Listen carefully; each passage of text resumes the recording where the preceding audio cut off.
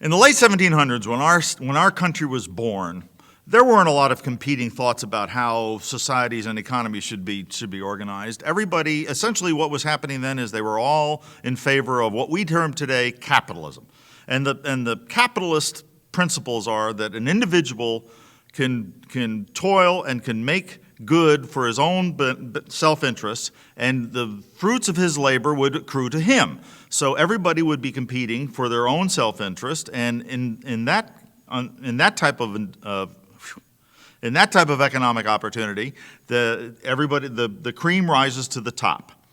The framers of the Constitution liked that idea because it fit perfectly with their ideas of what people should be, of how society should be organized. Freedom and opportunity. Those are the two buzzwords.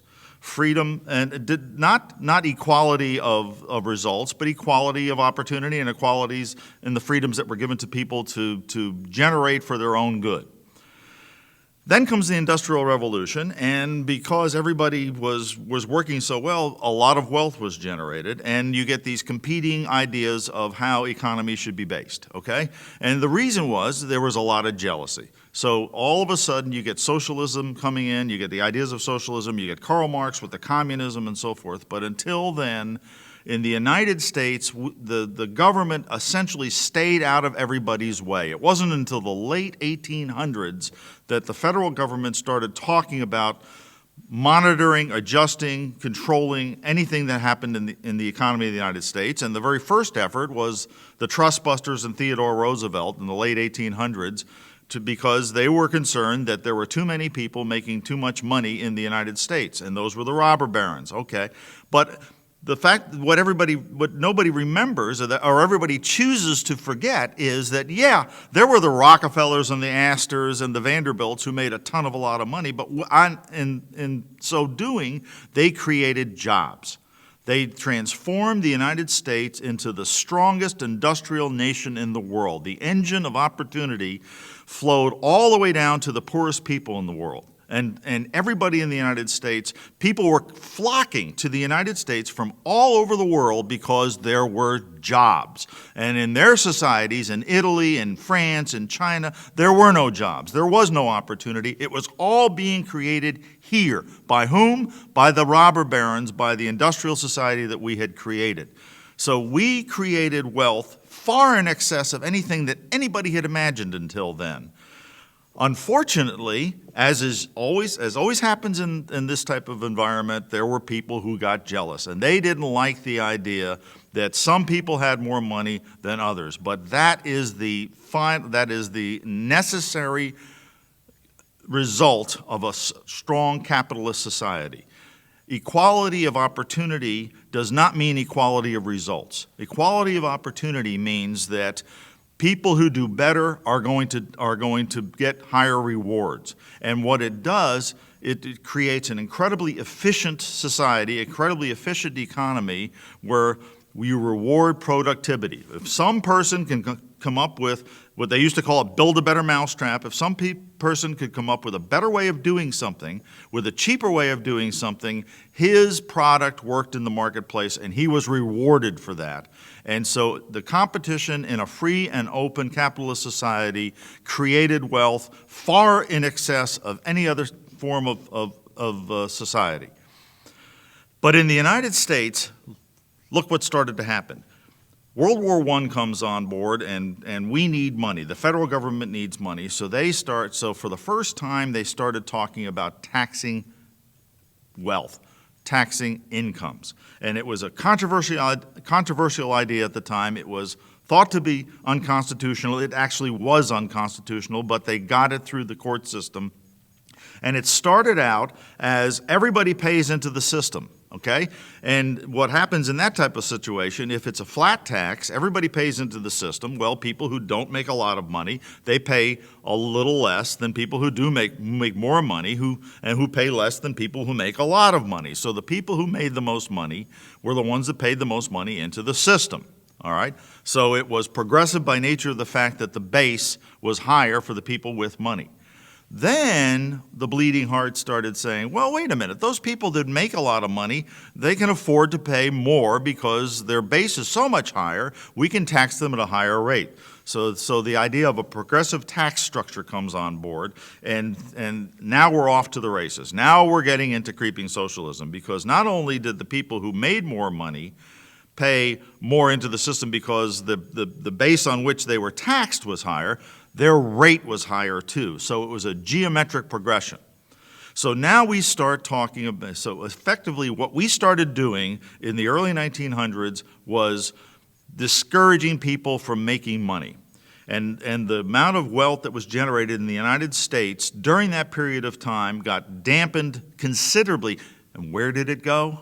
It went to the federal government.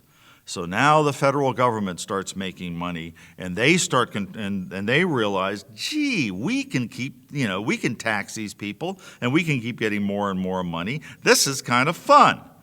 Then we get to the next idea. Then in the 1930s, when people were out of work, you see here all the bleeding hearts saying, well, maybe some people shouldn't pay into the system. Maybe there's a base at which any person who makes less than that shouldn't have to pay money into the system. So now we're in a situation where there are some people who don't pay, and there are some people who do pay. And the people who do pay, on the lower end of the spectrum, pay a lower rate than the people at the top end of the spectrum. So now we have people that are benefiting from society and not paying anything into it. Then we get to the final stage, where not only do we have people who don't pay and people who do pay, but people who get paid. And that's when you become a truly socialist society, because you are redistributing wealth. The federal government transformed itself in about 50 years from an organization that essentially created an equal playing field for everybody, generated equality of opportunity, generated equality under the laws, and was fair to a simple method to redistribute income. And that's all it is today.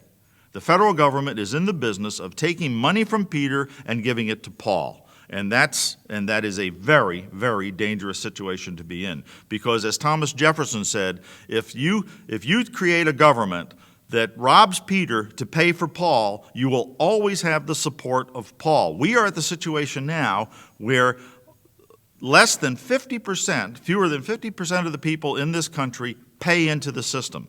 That is a very dangerous position to be in, because as more and more people, if the majority of the voters in the United States are not paying into the system and are getting paid by the system, guess what they're going to do?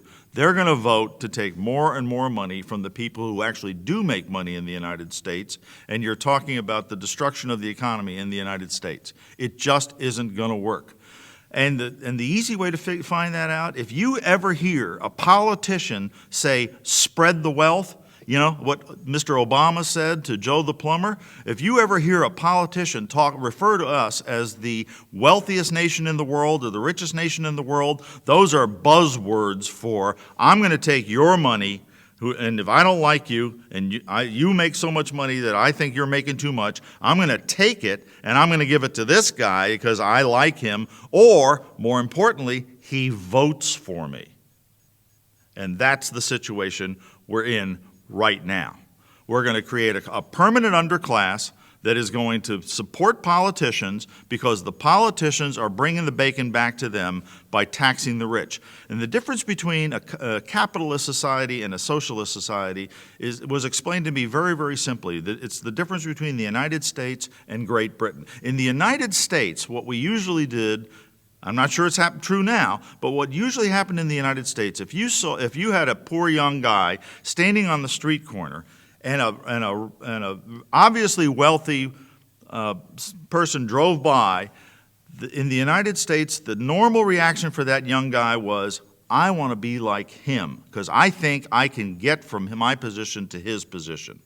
In Britain, a socialist society, the same thing happens, and the reaction is, I want him at my level. I want to take that bloke down to me. And that's a very, very different philosophy and a very dangerous philosophy. What works in the United States under a truly capitalist society is if everybody is allowed to reap what they sow, then you have mobility. Then you have people who can work hard and they can take themselves out of one side of society and move themselves into the other. There will be winners. And we've heard it all for decades and decades. It's the American dream. Poor guy grows up to be wealthy. Poor guy grows up to be the president. You can transform yourself in the United States by working hard and getting rewarded for it. And this is the only country in the world where that can happen.